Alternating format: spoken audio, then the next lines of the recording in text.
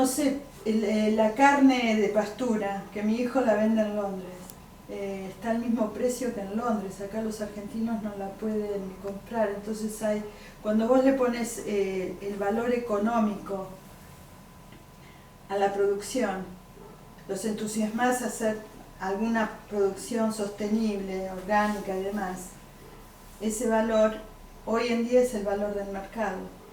Y lo que se paga por eso es un precio que los argentinos no lo pueden pagar. Que tu modelo... No, pero para empezar, me parece que lo que Cerdá hace de bueno es que se sienta frente al productor y le dice, mira, hay otra forma de producir, que no es esta con agrotóxicos, con los que están los ciclos de la naturaleza. Y bueno, y me parece que es un buen arranque, digamos, porque lo hace desde la primera unidad económica es la del productor. Si el productor no le sería absolutamente rentable producir en una manera alternativa, no habría producción. Claro, ahora decir, la rentabilidad con la soja. Pero espera, vos decís, ahora vamos a la economía del bolsillo del argentino. Bueno, está bien. Distinta. Primero resolver, si no resolviste del productor, nadie va a producir algo que no sea sin agrotóxicos. ¿Cómo sacás al productor? Lo que los tipos están haciendo, el tipo hace es, está demostrando al productor que tiene otra manera de producir y que incluso es tan o más rentable que lo que está haciendo él, que está degradando el suelo y su tierra. Entonces, lo que yo único planteaba es que esa postura, que es una política agroecológica, que me parece buena, pero el problema es cuando se transforma es como lo de Berseñasi con la campaña contra las fumigaciones. Es una parte del modelo, pero no es la totalidad del... Claro, pero sé que ellos van a Brasil, que hay campos biodinámicos en Brasil, en Argentina, ellos tienen una red también de... no es solo él y su grupo. No, pero igual no sé si me expliqué lo que yo decía, era en términos políticos, de que... Pero vamos a esto, el debate es importante en este sentido. ¿A dónde tiene que ir el mensaje? ¿A lo macro? ¿A que la sociedad cambie? ¿O empezar por lo micro, demostrando que hay un cambio posible para que después poder llevar... Sí, Mario, pero vos estás excluyendo ahí. ¿A quién? Al que no puede consumir eso. No, pero espera. Esa es una segunda discusión. Claro. Yo no estoy discutiendo. Si vos no convences al que produce que se puede producir distinto, no vas a tener... Esa pizca no vas a tener producción agroecológica. Lo que yo te digo, Mario, es que, por ejemplo... Ahora, ¿a quién tenés que conducir? ¿Al que diseña la política agroecológica? Que no lo vas a convencer, al gobernante del turno, al legislador o al productor que vea que es posible hacerlo. Y a partir de convencer al productor que desarrolle otra cultura productiva, empezar a hacer el cambio. Es que no te parece que hay una dualidad, porque lo que yo te digo simplemente es que lo de Berseñasi con respecto a un impacto real que hoy está teniendo este modelo sobre las poblaciones rurales es insolayable. Ahora, esa es una arista de un modelo que, por ejemplo, desarraigó a 3 millones de personas, que condena a otros millones a vivir en los bolsones de miseria. Es todo parte de un mismo modelo. Pero si cuando viene Vandana Shiva, Monique Robin, quien se sienta en la mesa de debate político, porque ya dos sí hacen política, pero quien se sienta en la mesa de discusión es Berseñasi y Soledad Barruti, yo lo que planteo simplemente, sin impugnar el trabajo que ellos hacen, es que hay que plantearlo en un plano político. En político, yo lo que estoy queriendo es asumir la política para poder interpelar el modelo en toda su integralidad. A eso voy. Sí. Me encanta lo de Cerdá, pero planteo que me parece que no puede ser eso.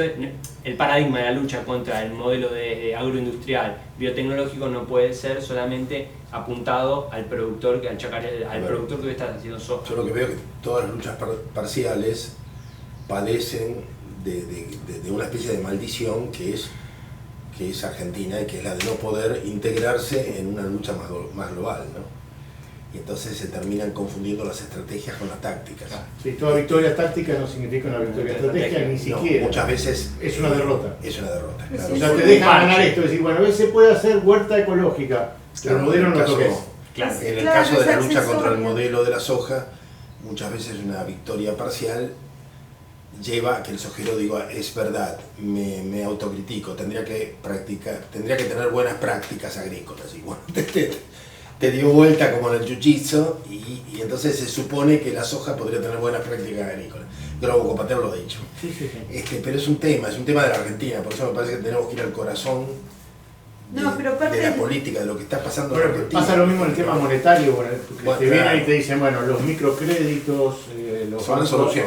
Claro, al revés, me estás obturando la solución porque ahí está. me estás dando una válvula de escape cuando que solamente es transitoria. Y no tocas el andamiaje. No, al revés. Yo lo que pienso es que por ahí estoy fuera de contexto, ¿no? Pero hay que partir de lo que es el Estado-Nación, de lo que es el bienestar de este pueblo y lo que está comiendo este pueblo. Entonces, porque el productor vos le tenés que decir vas a ganar el mismo dinero o de alguna manera vas a ganar. Pero con la soja es muy difícil competir si pones lechuga o si pones las vacas a comer pasto, si no es que las vendes afuera. Acá la calidad no se ve. Acá están dando porquería al pueblo. No, totalmente. Entonces, lo bueno se exporta y lo malo se consume acá. Exacto, entonces es una política pública que se necesita y eso es lo que tiene que estar en la agenda de los políticos, es decir, qué come la población. Pero vos tenés una dirigencia política que está más pensando a ver cómo hace para que la Argentina exporte hacia los de afuera y no le exporte hacia los de adentro a los 20 millones que están afuera. De adentro, ¿no? A ver, esta sería una pregunta. Tiene 20 millones de pobres y está diciendo cómo va a hacer para... A ver, llegamos a un punto crucial, porque hay una bisagra en nuestras vidas, ¿no? Particularmente nosotros llevamos 20 años con un discurso muy duro acerca de la necesidad de cambiar el modelo sojero. Y hemos llegado a un punto en que hay que reconocer que nadie de la dirigencia política levanta esa bandera. Paralelo, 20 años luchando en contra de la deuda. Bueno. Y todo... Y te pasa lo mismo. Lo mismo. Bueno, ¿por qué no nos preguntamos qué está pasando? Para después suponer qué tendríamos que hacer. Bueno, primero critiquémonos a nosotros, a nuestra manera, critiquemos la forma que hemos desarrollado o tratado de explicar el problema. En el caso de la deuda vos te encontrás con, digamos, con imposibles, que es, como es una cosa tan abstracta, números, cifras, a veces es muy difícil de explicar y que la gente lo entienda, que es algo que le toca el bolsillo, a su problema en su casa, en el empleo, en la pobreza que ve en el barrio, es decir, cómo vincular un hecho abstracto y numérico, muy difícil de explicar, y muy ligado a la naturaleza humana.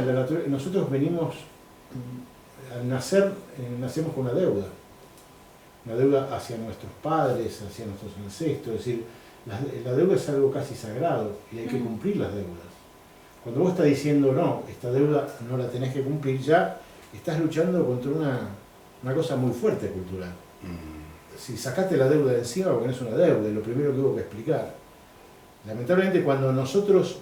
Es algo bíblico, la deuda es del Antiguo Testamento, ¿no? Pero, pero además hay intereses de por medio. Si el que cobra un subsidio está convencido de que eso tiene que ver con la soja, claro que no quiere escuchar hablar de cambiar el país. O muchas veces el subsidio es financiado con deuda externa. Claro, entonces o deuda o soja es lo que fundamenta el asistencialismo. O un modo de vida que se considera moderno. Pero algo ha pasado para que la gente no quiera hablar de la deuda y tampoco de la soja. Yo creo que también los mensajes, cómo se dan, desde el último gobierno Kirchner, ¿no es cierto? La agenda de derechos humanos fue impresionante, los tipos avanzaron con eso, saca la foto de Videla y no habla de por qué Videla estuvo ahí. Claro. Y por qué crea un demonio, los militares crean un demonio, ¿no es cierto? Para hacer todo lo que hicieron, es decir, el plan era el económico, no era el exterminar a la población, no era un proyecto tan fuerte que realmente iba a ser la revolución acá. Pero entonces yo al progresismo de los últimos años lo veo como una continuación del proyecto cívico-militar que se inició con gente como Martínez Dios en los años 60 con la Revolución Verde y demás, donde querían cambiar el modelo que teníamos. Y para eso necesitábamos deuda, para meter la deuda crean esto, como la Milagro Sala hoy en día, ¿no es cierto? Entonces te la ponen acá, es esto, y por abajo le dieron bienestar a la población por un tiempo para que entre en ese juego, muy confuso. O sea, es duro lo que decís, en el sentido que por ahí mucha gente que escribió ese progresismo creía que estaba cambiando las cosas, y la verdad es que los cambios han sido muy pocos. yo te diría más que como una forma de continuidad, es un renunciamiento a cambiar el modelo porque, bueno, les resultó más o menos fácil, las variables fueron muy favorables a la Argentina, hubo mucha plata de la soja, mucho, digamos, mucha liquidez como para atender determinadas cosas y no se fue a la cuestión de fondo, que es esta que vos planteabas, ese modelo que hace 40 años nos impusieron y del cual no salimos.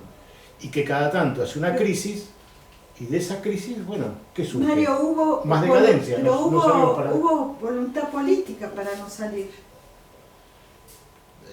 Mira, yo lo pondría en el plano de también de la incapacidad y de la falta de debate y de la falta de, digamos, de discusión interna dentro de, en este caso, el kirchnerismo, ¿no? Donde se bloquearon todos los debates, porque de repente vos escuchabas a los compañeros y decían, no, ¿cómo vamos a discutir si acá si al Kirchner lo apoya Chávez, Fidel? ¿Qué vamos a discutir? No, pero discutamos desde acá. Pero disculpame, Mario, porque eso es posterior. Justo Jorge hablaba del modelo productivo de la soja, vos nombraste la deuda externa, son temas muy sensibles de esta Argentina que van en paralelo y que constan con la complicidad absoluta de la clase dirigente, casi en su totalidad, y cuentan con la legitimidad absoluta de esa misma clase dirigente. Entonces lo que vos estabas planteando ya es con un poder conformado y establecido dentro del aparato del Estado. Ahora, en esas jornadas de 19 y 20 de diciembre del 2001, en ese presidente interino que duró 6 días y que salió eyectado por la ventana cuando dijo que iba a dejar de pagar deuda externa, ¿cuál es la responsabilidad que hoy le deberíamos, te pregunto a vos, digo, y lo pregunto en voz alta, pero digo, en términos de la especificidad que requiere la cuestión de la deuda externa en la Argentina, después de lo criminal que significó no solamente la aplicación del consenso de Washington, el plan Brady, sino su colorario, el megacanje, el blindaje, las últimas políticas de Cavallo. Bueno, ¿cuál es la responsabilidad real que le confiere al progresismo, al kirchnerismo, cuando en el 2005 legitima todo lo bochornoso de la década anterior? En términos técnicos, digo, ¿cuál es la responsabilidad política que le confiere? Porque políticamente creo que es abismal la responsabilidad, porque licuó una rebeldía, la institucionalizó y la silenció. Ahora, en el plano económico, claramente en el 2001, 2002 había una conciencia muy grande alrededor de lo que era la deuda y la voluntad de no pagar. La voluntad de no pagar, la necesidad de investigarla, de auditarla, de reclamar la ilegitimidad por ser odiosa. El fallo del juez Ballestero. El fallo del juez Ballestero, las investigaciones en el megacanje, y otra cosa, se había demostrado que eso era un gran fraude.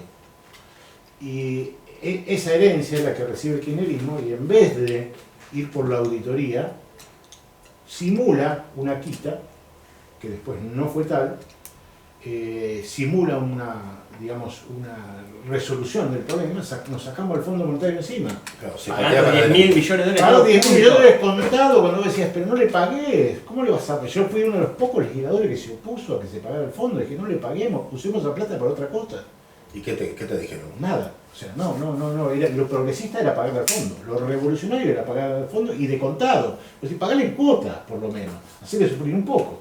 Esta cosa es loca, donde el discurso... Pero la estrategia era patear esa pelota para adelante. Pero por supuesto, si vos tenés un acreedor que te hizo, te extorsionó, que tenía que auditarte tus cuentas y te las auditó mal porque te hizo tener un tipo de cambio tan bajo que fundes... El Fondo Monetario fundamentalmente tiene que auditar el tipo de cambio para que vos no te salgas en un tipo de cambio o muy bajo o muy alto. Falló en eso. Bueno, dijo a ese precio, le pagas a 50 años y usás la guita para reindustrializar el país que te lo desindustrializó esa política del Fondo Monetario. Pero el progresismo era, y lo revolucionario era, pagarle al fondo de contado para sacarnos de encima la tutela del Fondo Monetario, tutela cuyo único objeto es que vos pagues la deuda. Esta es la tutela del fondo. Claro, no hay otra. No hay otra. Esa es la misión fundamental del fondo, que vos pagues la deuda. Entonces, sacárselo de encima pagando parece contradictorio, ¿no? Y pagando la del fondo y pagando el resto de la deuda. Porque mucha gente no entendía cómo yo no era kirchnerista. Pero yo le decía, pero escúchame, si yo estoy denunciando que el megacanje es un robo y el gobierno de Kirchner va a pagar el megacanje, yo no puedo ser nunca kirchnerista. Claro, sí, ahí está claro. Porque va a pagar algo que es un robo. O sea, pagaron el megacanje, que era un robo. Es claro. Y para mí la intención de pagar con el crecimiento, y cuando el crecimiento implicaba recursos naturales, también me pareció un crimen. Claro, el gran invento de los bonos atados al crecimiento es hacerte socio al acreedor de tu esfuerzo de salida de toda esta crisis. Bueno. Y ahí entra el modelo soja, el modelo extractivo a gran escala. Pero, digamos, ojalá que ahora, porque volvemos a otro problema de deuda, claramente. Como un ciclo, ¿no? Volvemos. Con el gobierno de Macri, no porque el kirchnerismo lo haya resuelto, el kirchnerismo lo que hizo fue patear la pelota, digamos, canjear deuda externa por interna, transferir el problema al Banco Central, al ANSES, bueno, y ahora todo vuelve para atrás, y para destrabar esto traemos deuda externa, y volvemos a tener un grave problema de deuda, y ojalá tomemos más conciencia, o volvamos a tener la misma conciencia que había en el 2001 alrededor de este tema. Me parece que es Lo que crucial. pasa es que no es claro para mí tampoco en qué estado quedó el gobierno kirchnerista que hizo para pagar esta deuda. Mucha gente dice que lo resolvió el problema de deuda, Y, bueno, que estábamos desendeudados, ¿es claro, así? No, lo que hubo fue un desendeudamiento con el exterior, Sí. pero un endeudamiento interno. O sea, vos pagaste a un acreedor extranjero con plata de los jubilados. Le debes a los jubilados. Eso fue lo que hizo el kirchnerismo. Cambió el perfil de la deuda, pero la deuda más o menos es peor de la que teníamos en el 2001, en términos de su peso en la economía. Y ahora se está viendo. El año que viene, el gobierno de Macri, Sí. para sostener el gasto público, tiene que salir a los mercados a tomar 280 millones de dólares por hora. ¿Que sería en un año cuánto? Cerca de 2 billones de pesos. Y ahora con la entrada de Trump... O sea, para renovar capital, intereses y demás. O sea, hemos vuelto a tener un serio problema de deuda con los problemas internacionales que van a venir a partir de Brexit, Trump, más todo lo que se viene en Europa, inestabilidad de los mercados, suba de Es que tasas el de dólar interés. ahora van a ir allá porque suben los intereses y... Claro, entonces si sube el dólar, el peso como está atado al dólar se va a revalorizar más, vamos a tener problemas de exportaciones. Ahora, Sí. vos hablabas de industrializar, independientemente de la posición en torno de la necesidad que hoy tiene la Argentina incrustada en este contexto global, pero pensando en cualquier alternativa que intente pensar romper la matriz dependiente, extractiva y extranjerizante que tiene hoy la Argentina, con estas crisis cíclicas y atado de pies y manos como está la deuda externa, hoy es impensado cualquier alternativa, un modo de desarrollo alternativo, de lo que fuere. Lo que pasa es que es impensable también una salida dentro de este régimen.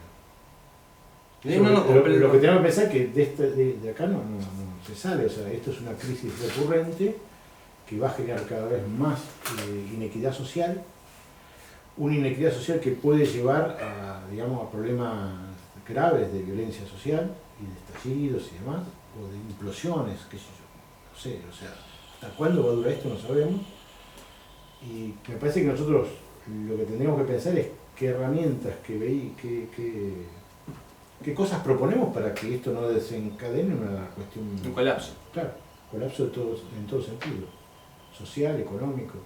Lo que pasa es que ellos me parece que han creado unas condiciones tales en las cuales hay una dificultad para producir una nueva dirigencia para una alternativa, ¿no? Bueno, te lo dijo a vos Perón, Sí. en el año 70 y... Sí, 69. 69, ¿qué te dijo Perón? El problema de Argentina es que no hay dirigentes. En el año 69. ¿Te lo dijo eso Perón? O sea que las violencias ¿Te lo dijo posibles, eso Perón? sí.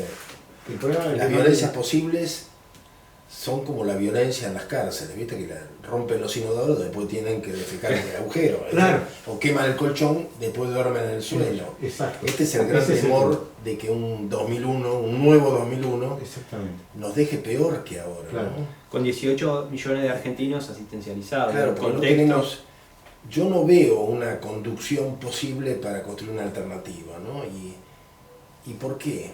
Y esto tiene que ver también con una derrota o un fracaso de nuestro trabajo en los últimos 20 años. Porque no, hay un aplastamiento psíquico de la población, que no creo que sea solamente el asistencialismo. Hay el asistencialismo, la contaminación, la ingesta de comida chatarra, la televisión basura, Tinelli, todo aporta a una destrucción de la conciencia argentina, pero bueno, estamos ahí. ¿Qué hacemos, no? ¿Dónde ponemos el esfuerzo? El tema es la autoridad. No hay liderazgos. No hay liderazgos. No hay autoridad. No surgen liderazgos nuevos. No surge ni siquiera liderazgo. O sea, alguien que vos digas que se respete por algo, por lo que dijo, por qué sé yo, no sé, en otro país una persona como vos, con toda tu trayectoria, tendría que tener una autoridad que vos no la tenés acá. No. Cuando vos la tenés que tener por el solo hecho de haber participado en innumerable cantidad de historias de la lucha del pueblo argentino. Sí, en cualquier país salimos reconocidos como maestros. Aquí. Claro, o sea, acá está Jorge Rulli, fundador de la JP Integral. Ni Mario Cafiero, que peleó, que lo denunció a Cavallo, que casi lo mete preso a Mulford, que no existimos. O sea, no hay autoridad en lo que hicimos, no nos generó autoridad. Entonces el punto es, ¿cómo generamos una mínima autoridad para que alguien para que te escuche? Nosotros no podemos generar esa... Es eso de tocar el nervio. Es decir, el líder tiene que tocar el nervio y decir algo que la gente te vea, te visualice y te escuche y te lleve a... ¿Y qué es lo que tenés que decir? Ahí está el tema. Es que también creo que fue error nuestro ese. Es algo que tenemos que corregir en el cómo emitimos nuestro mensaje. Eso seguramente una autocrítica, y me incluyo en términos de la militancia, digamos, cualquiera que intentar socavar las bases de este modelo, este sistema que nos asfixia, tiene que hacer una autocrítica porque nos está yendo mal. Pero me parece que también hay que asumir que somos parte de una Argentina moralmente quebrada. Entonces las referencias y de autoridad moral que pueden tener viejos compañeros, hoy no van a tener lugar porque moralmente no tienen lugar esas ideas. Entonces también a la hora de comunicar, Jorge insistía con lo de la postura propositiva sobre, bueno, ¿qué hacemos? Hay una cuestión también que tiene que ver con despertar de la esperanza de que, bueno, vos decías, recuperar la utopía, bueno, recuperar la idea de que otra Argentina también es posible. Sí, pero Estados Unidos, por ejemplo, el caso ahora con este Trump, está quebrado, está peor que nosotros moralmente y demás. Y viene un tipo que es un billonario, que ideológicamente nada que ver, que fue y le decía a la gente cosas que ahora hay que ver si las cumple, pero el tipo fue popular porque dijo cosas que eran ciertas. Acá parece ser una verdad entera. Te pasa, es decir, la defenestración es automática, es decir, a vos te defenestraron de la política, a vos de Radio Nacional, es decir, te eliminan muy rápido en este país. Entonces, y debe haber mucha gente como ustedes también que no puede llegar, que hay un problema dentro de lo que es la audiencia. Sí. La herramienta comunicacional. Yo lamento que acá faltaría alguien, un ex soldado de Malvinas, para sumarse a este velorio. Claro, porque para ellos también es trágico. Claro. Bueno, lo de Malvinas, es la demostración del país, o sea, héroes que dieron su vida en una lucha tremenda, militar. Y el país no los reconoce. No es un problema de pensiones. Le da la espalda. Le da la espalda, ni siquiera no solo cuando vuelven. No solamente a vos con la deuda te da la espalda. No, le da la espalda. Los malvineros le dan la espalda también. Claro, ese es el tema, eso es lo grave. Es un tema que yo no lo pongo a la altura de un héroe de Malvinas porque no lo soy en absoluto. Pero yo digo, si a un héroe de Malvinas le pasó lo que le pasó, ¿qué podemos esperar para nosotros? Sí, la verdad. Y pero vos con Malvinas... Ahora, ¿cuál es la explicación? Yo en los últimos días, en estos debates que hay, que no son muchos, pero a veces hay alguien que hace un debate, yo pensaba en el Cristo histórico, ¿no? En el Antiguo Testamento los profetas le anticipan a Cristo, o anticipan lo que el Hijo de Dios va a tener que decir, o anticipan lo que va a decir, lo que va a hacer y lo que va a decir. En líneas generales, Cristo tenía escrito su guión. El Nuevo Testamento entonces recoge la tradición profética del Antiguo. Cuando yo empiezo a militar en el peronismo, yo recuerdo claramente que mi historia era así. Nosotros nos subíamos a un tren que estaba en marcha. Y sobre todo, imagínate, me forma Pepe Rosa. Vos también tu maestro. Claro. ¿Quién era Pepe Rosa? El historiador. Fue uno de los más grandes historiadores, José María Rosa. Sí. Claro. Entonces, vos sabías que la cosa venía San Martín, Rosa, desde los comuneros, los mestizos, los gauchos, los criollos, las montoneras, López Jordán, Herrera en el Uruguay, el irigoyenismo, Perón, venía el tren, vos te subías. Era mucho más fácil saber lo que hacer, porque sabías de dónde venías. Yo creo que a ese tren lo dinamitaron. Sí. Y yo creo que fue, no fue solamente las luchas fratricidas nuestras, sino creo que fue la Revolución Cubana. Más allá de que hayamos adherido a la Revolución Cubana, pero ahora se puede ver, ahora que termina en un acuerdo con los Estados Unidos, y en un elogio de los transgénicos, claramente, desde el Grama, se puede ver, ¿no? Claramente que nos dejaron huérfanos de riel. Porque, y lo que nos pasa a nosotros les pasó a Brasil, suponete, Lula y Dilma no tienen nada que ver con Vargas, Brizola, Goulart, nada. Es otra historia. Evo no tiene nada que ver con Paz Extensor, o antes con el coronel, el que colgaron del Palacio Quemado, de los faroles del Palacio Quemado, ¿no? O sea, es otra historia. Ahora, esta historia de los Evo, los Dilma, Lula, los Cristina y los Néstor han fracasado directamente, estrepitosamente en la corrupción, en el asistencialismo. ¿Y en qué nos quedamos ahora? Fíjate que entonces la Revolución Cubana cierra filas con los Estados Unidos y realmente América Latina quedó desolada, ¿no? Quedó sin saber. Para mí vos tenés que decir algo, Jorge, para que se entienda, Jorge, tenés que decir algo que yo lo leí en tu libro. Como vos relatás distintos casos de gente que fue a Cuba y antes de ir le decían, vos tenés que trabajar para el Estado cubano. Claro. A Mujica, a vos. Sí, que era trabajar para la URSS. Bueno, entonces esto de, digamos, cómo Cuba defendía sus intereses.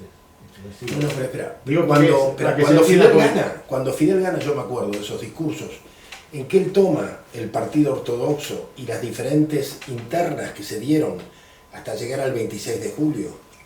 Y yo siento que él, al igual que nosotros, dice, yo soy el último eslabón de una cadena patriótica que viene desde los mambises, que eran los negros de los esclavos que combatían contra los españoles, desde los mambises hasta mí. Pero después, cuando la invasión, cuando el bombardeo de La Habana, él dice, no, a partir de ahora somos marxistas-leninistas, la URSS entra en la Guerra Fría, él sacrifica a América Latina. ¿Entendés? Entonces, ahí hay una ruptura. Ideológicamente hay una ruptura. Hay una ruptura, que ahora, ¿cómo la soltamos? Lo siento, ¿cómo volvemos la Argentina al camino en el que estaba? Antes de la muerte de Rucci, ¿cómo hacemos? Es muy difícil, es terrible. Y si no hay retorno, ¿qué hacemos? Pero ustedes hablaban porque nos quedamos en Pampa y la Vía. La verdad que yo siento esto, que nos quedamos en Pampa y la Vía, que no hay manera de enhebrarse con algo del pasado. Tenés que inventar otro país. Entonces, ¿entendés lo que yo estoy viviendo ese pensamiento dramático en estos días, ¿no? ¿Qué hacer con mi vida en la vejez?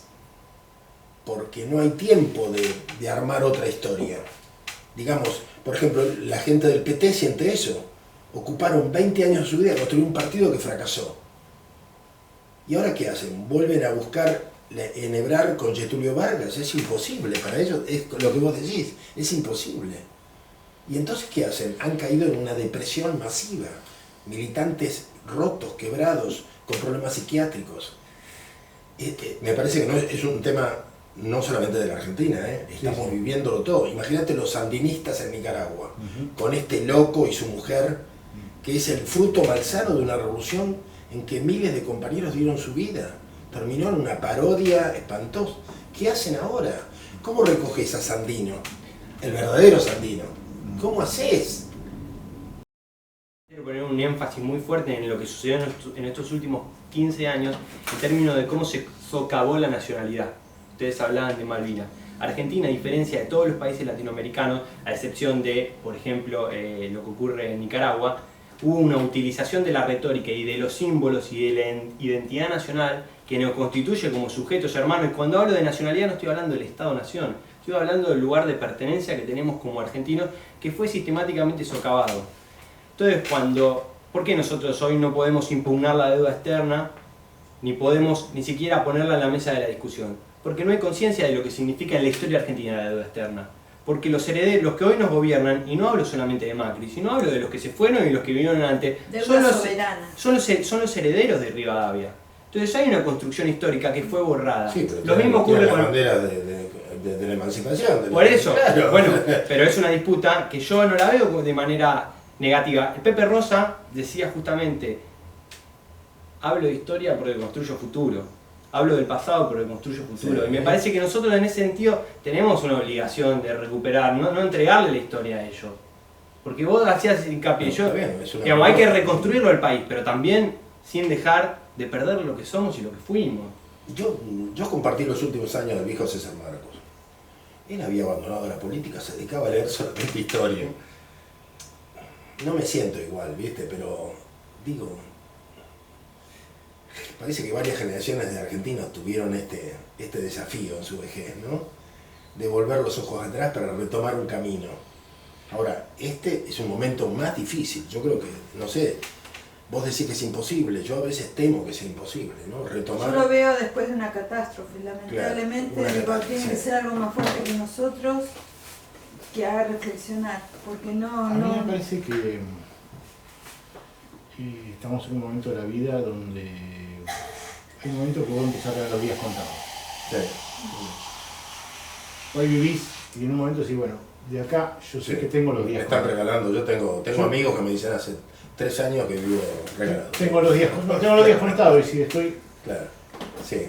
Y eso no te lleva a una urgencia, sino te lleva a una madurez. Sí. ¿No? Desde ahí creo que, no sé, nuestra responsabilidad es tender un puente entre esa historia que se truncó, si sí. volver. Bueno, esa es una propuesta. Claro, o sea, acá hay un puente al que se dinamitó, que era un tren de la historia, sí. que iba en un sentido y que produjo el peronismo, el radicalismo, produjo todas esas cosas extraordinarias de la historia argentina, extraordinarias, porque yo creo que hay pocos países que tengan, haber tenido un general, digamos, emancipatorio, que va a otro país a emanciparlo, no a conquistarlo, a colonizarlo, son cosas que no están en la historia, están solamente acá en la Argentina, en otros países es otra cosa, digo, frente a Europa y otras realidades, ¿no? Digo, esa historia tremenda, rica, que nos enorgullece, se dinamitó, como decís, estos 40 años, a ver cómo la enlazamos. Y vamos trazando las líneas. Bueno, pero por ejemplo, la idea de un puente te parece factible. Y bueno, o que nos pongamos mucho de acuerdo. ¿Cómo explicar la penuria de hoy? ¿No? La penuria, no solo la pobreza, en todo sentido, porque vos, cuando hablas de pobreza, no estás refiriéndote al tipo que es indigente, estás refiriéndote a una clase media empobrecida, a un empresario empobrecido, una pequeña y mediana empresa empobrecida, un monotributista empobrecido. Está la sociedad argentina empobrecida, ¿no? Sí. Entonces, ¿cómo le explicás que en esa pobreza él no tiene acceso a un crédito, a una vivienda, a una máquina, a cosas indispensables para la vida? Bueno, por la historia de la deuda. O sea, cómo la deuda está vinculada con con el sometimiento. Claro. Cómo controlando la moneda de un país se controla la economía y la política. Y bueno, yo creo que esa es nuestra tarea. También por ahí añadir que cómo explicarle que muchas de las enfermedades que padecemos los argentinos son a causa de lo que comemos y cómo nos han envenenado. Exacto. Y cómo nos engañan con los ingredientes que tienen los alimentos que compramos en el supermercado. Y bueno, también eso, ¿no? Es una parte importante. Pero así todo yo lo que veo es como una legitimación de la desgracia. Ahora te parece que Macri tiene paraísos, dineros afuera, pero así ayer 45 millones por acá, de millones y millones. Y hay una población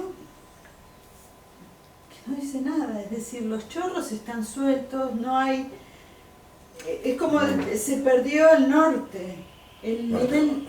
Antes de Macri tuvimos una presidenta millonaria y a todo el mundo le parecía normal. Claro, el que más lo denunciaba era Jorge Asís. No, pero la gente cree que su problema económico deviene de la corrupción política y de la política. Y es en parte cierto, pero el gran robo, el robo a mano armada, lo produce el sistema financiero. Totalmente de acuerdo. Donde, escúchame, por no hacer nada, te pagan intereses usurarios.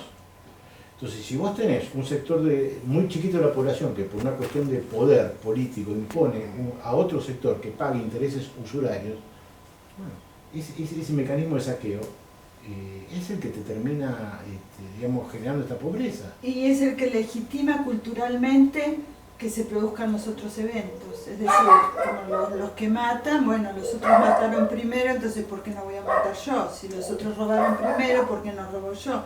Entonces hay un problema que es intrínseco. En este paraíso de los ladrones, Ajá. hay un cuento de Chesterton, ¿no? El paraíso de los ladrones. Bueno, el paraíso de los ladrones, para mí, en el primer lugar está el sistema financiero, como el gran paraíso de los ladrones. Sí. En vez de los gángsters, los llaman los banksters. Claro. O sea, ese poder mafioso financiero mundial. La verdad, podemos tener mucha diferencia alrededor de Francisco, ¿no? Pero su discurso respecto al imperialismo del dinero y del terrorismo que causa el imperialismo del dinero, yo no lo he escuchado nunca. A mí me gustaría que lo tome la Iglesia Católica, ese acá en mi país. Claro. Es decir, porque que tengamos, por suerte lo tenemos a él, pero los dirigentes que tendrían que ser los que escuchan eso, acá tampoco. Es como Malvinas, o sea, el tipo que sale a pelear le dan vuelta la cara, le da la espalda, el que pelea le da la espalda. Bueno, a mí me parece que el caso de la encíclica, como muchas otras situaciones que se están produciendo. La encíclica, la del medio ambiente. Sí, Laudato sí. Pero como muchas otras situaciones, son como un punto final de una etapa o el punto de inicio de otra, digamos. Están ahí en el... yo mencioné los titulares de Grama celebrando la producción de transgénicos en Cuba, ¿no? Y el respaldo oficial del régimen cubano a los transgénicos. Por ejemplo, es muy fuerte. Nosotros lo habíamos dicho mucho tiempo antes, pero nadie nos creía, ¿no? Bueno, ahora quedó ahí. Yo estoy leyendo a muchos pensadores europeos, por ejemplo, que hablan de la muerte de la izquierda en Alepo por el posicionamiento que han tenido en diferentes lugares, en España, en Italia, en Francia, pero que directamente ellos hablan de que la izquierda hoy es la izquierda del capitalismo, que no es anticapitalista, es la izquierda del capitalismo. Neoliberal. Es neoliberal. Claro, es parte del capitalismo. La izquierda es parte del capitalismo. Es muy interesante esto, no es solamente en América Latina, en Sudáfrica pasó lo mismo. ¿Viste? El Estado está colonizado por las corporaciones y las corporaciones permiten que un tipo de izquierda o marxista sea presidente o sea primer ministro, no tiene ningún problema. Mientras tanto no toque ninguno de las mientras no toque el capitalismo, claro. Al contrario, sí. Entonces, a nosotros, pues estuvimos en Chiapas, y fue muy impactante ver cómo en Chiapas a la guerrilla no se la combate con balas, no se la combate militarmente, sino a través de políticas asistenciales y socialdemocráticas, por llamarlo de alguna manera, con decirte que el gobernador de Chiapas pertenece a un partido que es una separación del PRI. El partido se llama Verde Ecologista y es una especie de ex Greenpeace, como este diputado que tiene Macri ahora. Salonga. Claro, un personaje así, imagínatelo a cargo de Chiapas, para enfrentar al zapatismo. Y si no tenés el PRD, que es la izquierda mexicana, también colaborando en estas prácticas, con mucho asistencia, con mucho dinero para invertir en obra pública, ¿comprendes? Y no es fácil sostenerse. Cuando vos te estás proponiendo una cierta autonomía de los grupos humanos, cuando te estás proponiendo banderas libertarias, cuando tenés banderas éticas, como las de no tomar vino en Chiapas, no pegarle a las mujeres, pero bueno, y el gobierno te dice, no, tome vino, puede pegarle a su mujer, además le damos un plan, le damos una vaca, le damos fertilizante, bueno, no es fácil, no es fácil. Y allí descubrimos que esta idea de la contrainsurgencia hoy se adaptó a nuevas prácticas, a prácticas desde la izquierda, ¿no? Vos planteás que el asistencialismo es la contrainsurgencia. Que es una de las formas. Bueno, pero el estado de bienestar de posguerra en Europa también fue una forma de evitar revoluciones. Sí, claro, bueno, claro. Entonces Sí. no sé a dónde Era para caemos. parar el comunismo.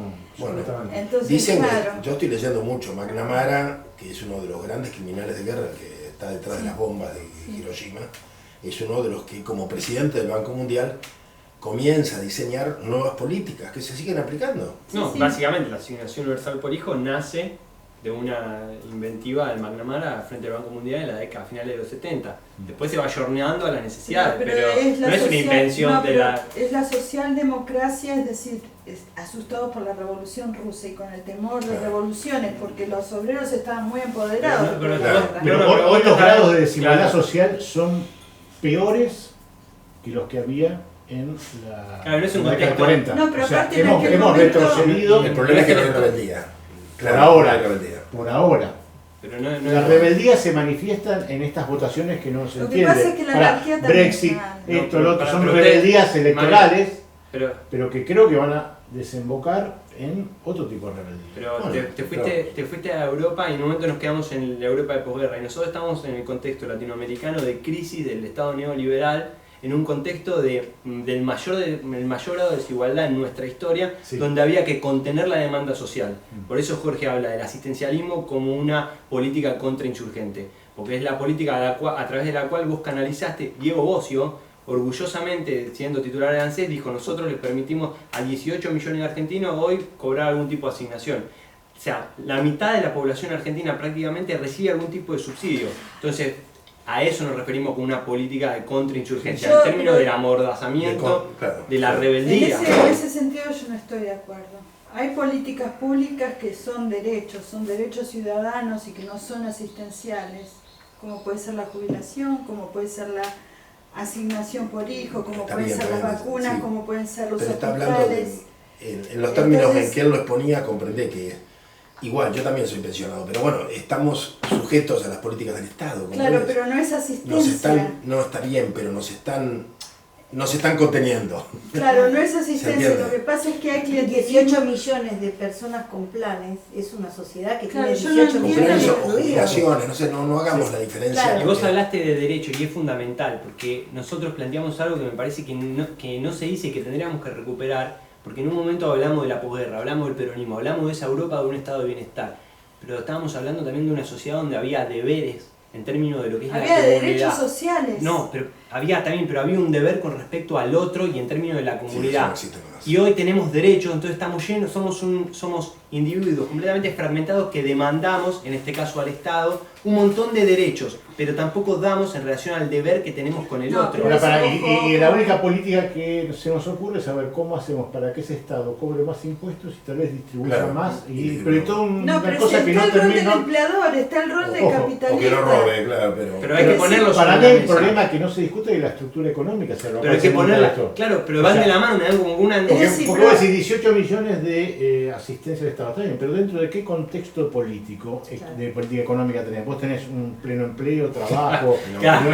bueno, ok, tenés todo esto más esto, fantástico. Ahora, si tenés todo esto para que esto no exista y solamente tengan trabajo formal, un cuarto de la población activa, No, es decir, O sea, ¿me acá... entendés? Bueno, a eso iba Ese Jorge es el con la tema. contrainsurgencia, Claro. es una contención. yo pero lo la que contrainsurgencia para no discutir el modelo económico y la Claro, estructura por supuesto, económica. claro. Pues si no, esto no está mal. Te contienen para que no hables, para que no te rebeles. Claro, digamos. exacto. Claro, pero yo lo que Rebeles veo... contra Para contra que esta no estructura cuestiones económica. el modelo Claro, contrainsurgencia en este sentido. Claro. Contención para que no te rebeles. Pero ese tipo de contención ahora como modelo de país, porque yo sigo creyendo en un Estado-nación, Sí. ¿no es cierto? Yo creo que acá, primero la globalización, tenemos que mirar arriba de la globalización, tenemos que mirar en un país donde podamos comer lo que producimos, es decir, cómo retrocedemos de los modelos estos extractivos y de exportar lo mejor y de comer la basura y de los agroquímicos y demás. Entonces, el sistema económico básico tiene que cambiar, es decir, acá el gran empleador tiene que pagar impuestos y grandes impuestos, los contratos de trabajo no tienen que ser flexibles, es decir, no somos tantos habitantes, se puede organizar algo donde y más distribución de la población. Es decir, no concentración en... ¿Pero por qué va a cambiar el modelo económico? ¿Por qué?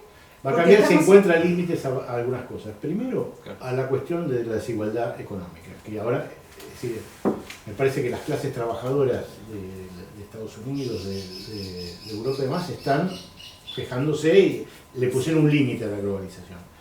El otro es la cuestión ambiental, la crisis ambiental en la que está el planeta. Los límites. Los límites que va a imponer la naturaleza. La otra es la cuestión del petróleo y la curva del petróleo, energética.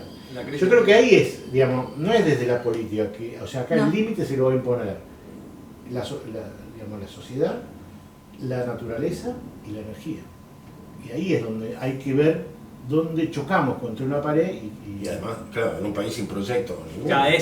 ¿Cómo atemperar ese? Que en realidad, a lo mejor, a ver, ¿por qué no pudimos instalar nunca el tema de la sojización? Porque la sojización correspondió a la etapa de globalización. O sea, la Argentina se adaptó a las necesidades de los mercados globales. ¿No? Mientras aquí nadie quería hablar de eso, de globalización. Nos dijeron 1000 veces, no, es el capitalismo. No era el capitalismo, era una configuración muy particular del capitalismo. Ahora, la globalización estaría terminando. ¿Y qué es lo que empieza ahora? Empieza un desorden global. Sí. ¿Qué va a pasar con la Argentina productora de soja, con la Argentina, con la Cuba productora de níquel? ¿Qué va a pasar con el Brasil productor de etanol o de soja? Lo que viene es bravo, ¿no? Sí, es muy bravo. Es bravo. Es muy bravo, porque no estamos preparados, no hay para un cambio, no estamos preparados. Si hubiera un cambio, no sé. Aparte la dependencia con China, eso yo no lo tengo muy claro, porque es decir, nosotros le damos la soja a la China, Sí, pero China también está cambiando. La China tiene problema con Estados Unidos ahora. Está bien, pero ¿Y China acá también, cómo quedamos? Está bien, pero además China también está cambiando sus importaciones. Entiendo que están volviendo a hacer soja ellos, quieren una cierta autonomía, ¿no? Ya no nos compran ni la harina de soja, nos compran solo por otro, los precios lo hacemos nosotros. Los precios de las commodities ya no cierran, esto lo he explicado Globo Patel 1000 veces. Claro. ¿Qué va a pasar, no? Bueno, ahora lo que va a pasar es que vamos a un colapso, ¿no? Esto es seguro, pero bueno. Yo creo que tenemos que repensar la forma en cómo nos ensartaron en el mundo, a ver si nos podemos insertar, no ensartar, ¿no? Claro. O al menos insertarnos dentro de América Latina, en el contexto de la fragmentación en la que estamos. Sí, yo veo que esto puede ser un escenario en algún aspecto positivo, en términos de que para la Argentina es uno de los pocos países que un escenario donde tiene que pensar en un grado de autonomía económica o productiva puede hacerlo. O sea, ¿qué pasa si el mundo tiende a cerrarse, a un proteccionismo? Pero Argentina va contra mano del mundo, mientras en Estados Unidos gana Trump. Le Pen tiene chances en Francia y todo hay un cisma a escala global. En Argentina llega Macri a la presidencia. Argentina igual también tiende a ir a contramano del mundo. No, pero yo no sé si es contramano, son procesos distintos que nos agarran, pero a mí me parece que un mundo cerrado y proteccionista de la Argentina... Tu investigación sobre monedas paralelas y ensayos de monedas paralelas, bueno, hallaría una oportunidad. Nuestro trabajo de retornar a la tierra, de producir familias rurales autosuficientes también, o sea... De alguna manera nos estamos preparando para lo que puede llegar a suceder. Yo creo que las ideas que ustedes exponían, o lo que uno decía en el sentido de que no se puede vivir de prestado, que vos tenés que apostar al ahorro nacional y a un sistema, y lo que estamos desarrollando ahora de las monedas sociales, las monedas comunitarias. No puede ser el embrión de una cosa nueva. Sí, para ese mundo están muy a tono estas ideas. Sí. Porque bueno, ¿cómo hacemos? Bueno, organicémonos a una comunidad organizada, yo creo que ya creer que nos van a salvar de afuera las invasiones extranjeras deja de ser un cuentito creíble, un cuentito, siempre fue un cuentito.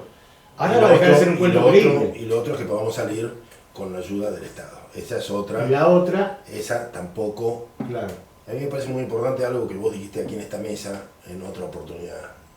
Que el legado de Perón, vos dijiste que creías que había sido a la comunidad organizada. Me parece muy importante, ¿no? Eso. no al Estado. Fíjate que de las dos variantes del peronismo, menemismo, kirchnerismo, Sí. el menemismo nos habló del mercado. Sí, totalmente. Que resolviendo el tema del mercado Sí. y vamos a salir adelante. Fracasó.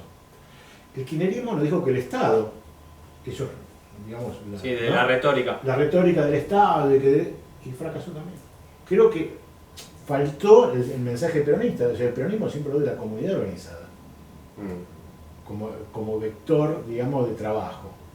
Sí. Y el pueblo. El pueblo libre, claro. el pueblo libre, la comunidad, las organizaciones libres del pueblo. Sí, recuperar la potencia también de todas las instituciones. Sin prescindir del Estado, recuperar Claro. la potencia del encuentro de la familia, de los amigos, digamos, de Todo lo que está en crisis. Claro. ¿no? Vos Exacto. lo dijiste alguna vez, Jorge, Jorge en uno de sus libros dice, nosotros antes de la ideología, lo que estaba por detrás de la ideología, cuando empezamos a militar, era la amistad, era lo que nos unía, y me parece importante a la hora de esta idea de la comunidad, bueno, también apostar por el Estado, y no vamos a prescindir del Estado en este contexto, definitivamente, pero es necesario recuperar la autonomía de nuestras propias manos. Y retomar relaciones de confianza. Completamente. Y de reciprocidad y de organización. Eso es difícil.